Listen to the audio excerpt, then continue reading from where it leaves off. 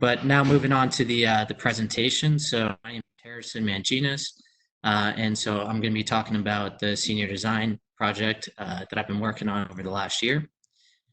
So we had a groundwater remediation project, and we chose a pump and treat system to remediate that. I'll go into what a pump and treat system is a little bit later in more detail. So generally, your senior design group is made up of about 3 to 5 students. So here's a picture of myself and my other teammates. If you go to the next slide. So as well as having your group mates, you also have a professional sponsor, which is generally a company that's semi-local. And then you also have a faculty advisor. So our professional sponsor was CEI, which is Comprehensive Environmental Inc. And they do both civil and environmental consulting work. And they do work with governments from the federal down to the local scale, also nonprofits and private clients. And so our faculty advisor for the group was Dr. Bagzaglu, and his research varies, but the one that was most pertinent to our project are the ones I listed, which was the hydrologic modeling and also geostatistical simulation.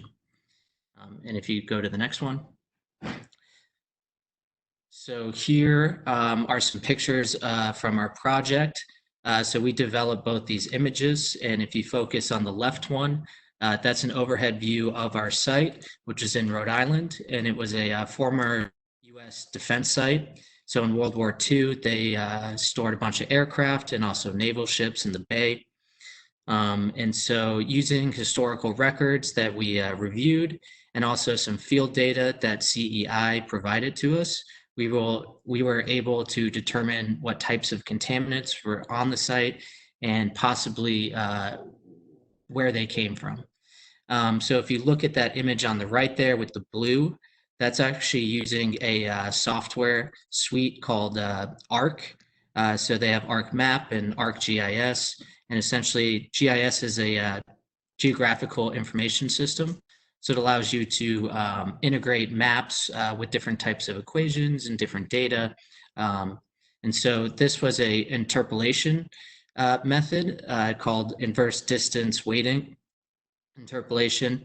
But really all that means is that it takes spatially independent data and then finds a way to correlate them, essentially connecting the dots in between the two sets of data and then filling in the gaps. And that's that image that you see there.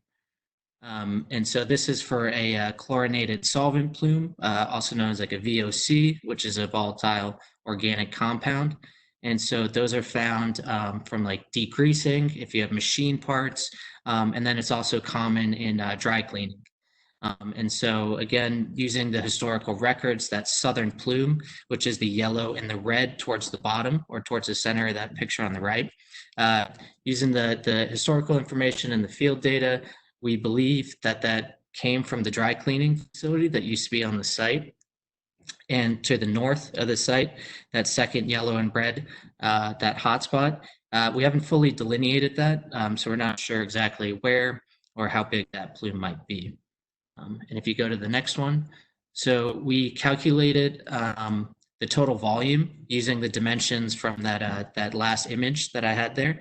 And we did some cost analysis, just preliminary, to see which remediation technology would be the best. And we came up with the pump and treat system would be the cheapest for our site. So each remediation technology that you learn about is going to have some pros and cons. But again, this one was the cheapest for our site, so that's what we ended up going with. And so specifically the pump and treat system, it's going to work pretty similar to a well that you might have in your house for your water. So you develop the well, you attach a pump to it, and then you can extract the contaminated groundwater out of the ground. And so that groundwater will then go into a holding tank. And that's really just to stabilize the pressure before it goes into the treatment building. And so depending on what kind of contaminants that you might have, there's different treatment buildings that you can use. We did an air stripping tower, which is essentially you have water being trickled down from the top of the building over a honeycomb type structure. and then you have air being blown from the bottom, and then that'll separate the contaminants from the water, and then you can just off gas the contaminants as long as they're below regulations. And so after those contaminants are separated from the groundwater, you can discharge the remediated water as long as, again, it's below regulations. And so you can discharge that into a stream, you can move it off site, or you can re-inject it back into the ground. And so if you go to the next screen, so once we knew what kind of remediation system we were going to use, we developed a model with the help of our faculty advisor. And so that's, as you can see the video there on the left, this is using MATLAB, which is just a coding language and also software. It's similar to something like Python, Java, or C++, any of those coding languages. And so this is kind of like a two-layer model where you have like the natural flow conditions, and then that kind of creates like a vector field. And then you apply all these particles, and those are those black dots that you see on the screen there. And then we also have some of the extraction wells. So we were able to model how long it would take for us to remediate that southern plume.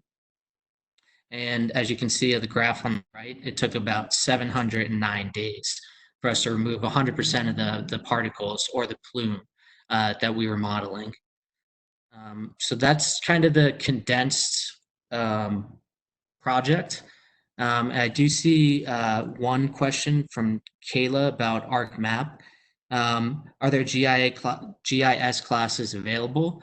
Yes, I actually took a GIS course, an introduction one. It's offered through the School of, it used to be geography, but I think they changed it to geographical science or something along those lines, but they do offer one, and that is a professional elective that you can take. So actually the introductory GIS course is cross-listed between our department and the geography. So that is available to all engineers in the department. And there is also a minor. So you can choose to do a minor in geographical sciences as well. So again, that was the kind of condensed version. If you have any questions, feel free to ask.